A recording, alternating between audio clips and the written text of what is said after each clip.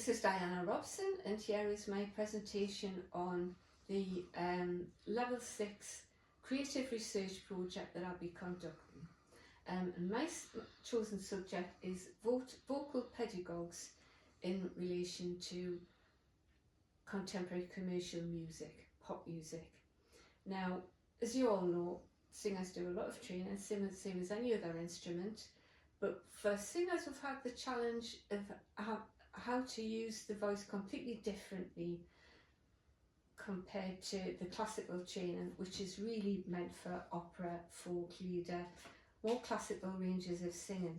And you know, and everybody know that there's completely different sounds and techniques delivered by pop singers compared to opera singers. So what I'm looking at is whether the historical techniques really serve the purposes of the modern singer who has to adapt to all different vocal styles and the vast different ranges of commercial music that they have to be able to sing, so to have the sufficient versatility to be able to gain a career in pop music. My background initially was in opera, so I have quite a lot of experience in the various exercises that are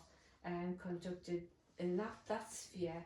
But my interest at the moment is the development of the more modern approaches to vocal training and how those differ from the classical methods, and to what extent that even the classical methods are even relevant in the current day and age. So to do that, I'm going to be speaking to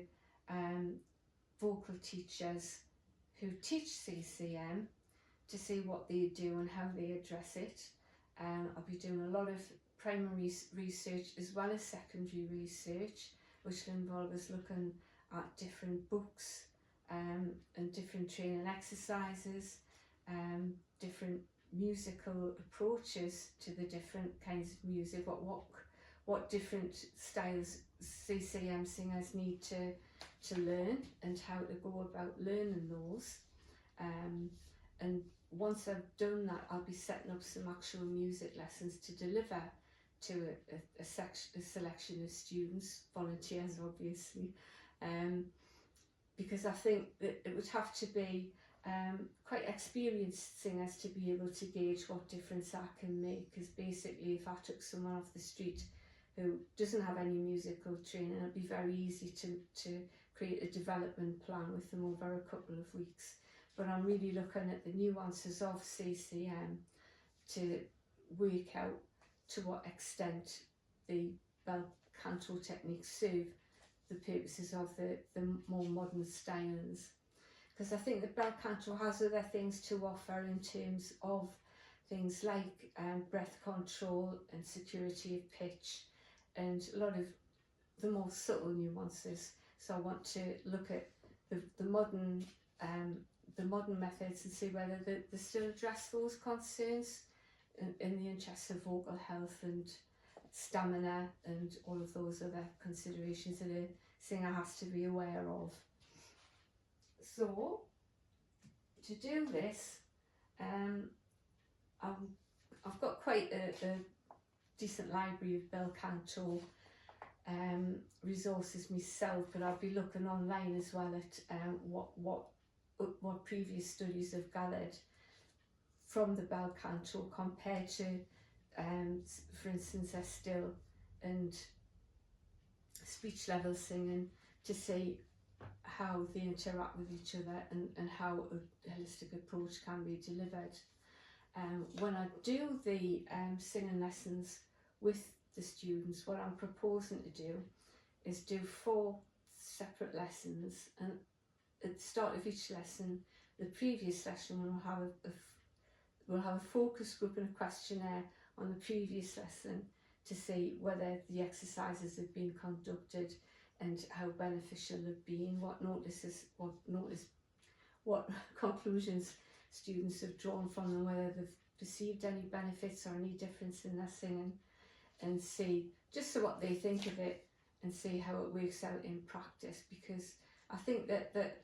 it does need a practical focus as well as a more academic focus. It's all very well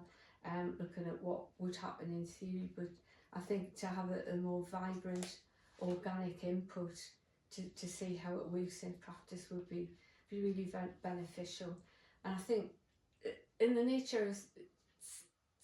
teaching singing in particular, I think there's quite a lot of mystery attached to it as well. I think particularly with the less known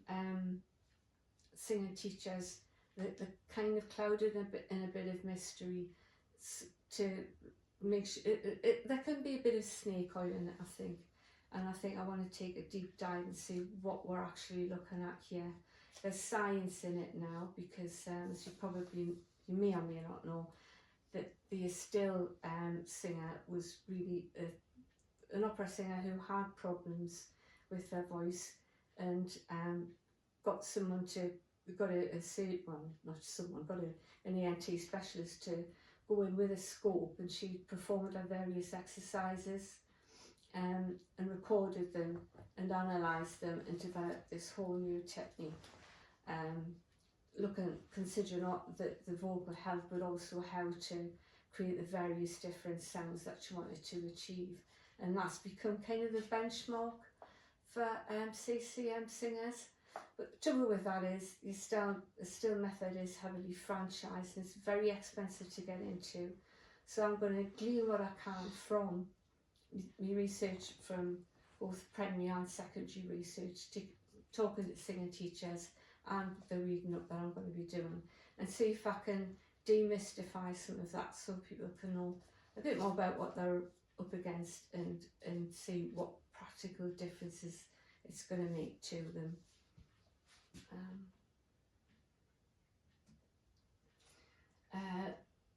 My timeline for this is really quite tight because there's quite a lot to do, but I've managed to create a timeline whereby I've got lessons scheduled. I've already had some volunteer singers come forward to very happily take part in the lessons, which is great because the will to do that is so important. I need people who are going to be able to turn up, and I've pretty much worked out when I'm going to do that. Singing teachers I've already got chosen, so, and I think I can really pin them down to a time scale quite easily because I know them personally, and obviously a couple of more teachers from college as well. And so I've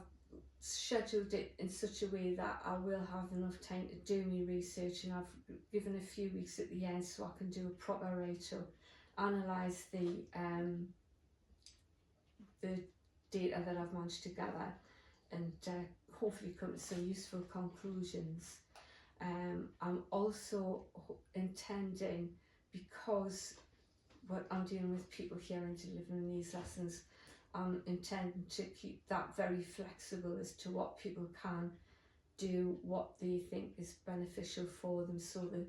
lessons aren't going to be set in stone at all, and I'll make that clear from the start. I will adapt them to what people feel comfortable doing, what they feel best, because I think that's the only way I can really learn what is best for the individual singers and get the best out of the situation. So there'll be, as I say, questionnaires and focus groups for feedback. There'll also be the reflective, I can't think of the word, but there'll be flexibility in the programme as well, so we'll all learn together hopefully as well. Budget wise, that should be a straightforward matter because most of it is just going to be delivered at the college using the college preferences. There will be some financial incentives that I'll provide, but really it's just like a bit of a thank you from your own funding, and there'll be a couple of lessons that I will have to pay for because some of them have some very expensive time schedules, but that would be very minimal, I think, hopefully. And I think, is there anything else I need to cover? Ethics, ethics, obviously everything's going through the ethics panel. I've had the ethics training, and everybody will be given the ethics form that you've seen on the table today, and hopefully that'll be it. Thank you very much.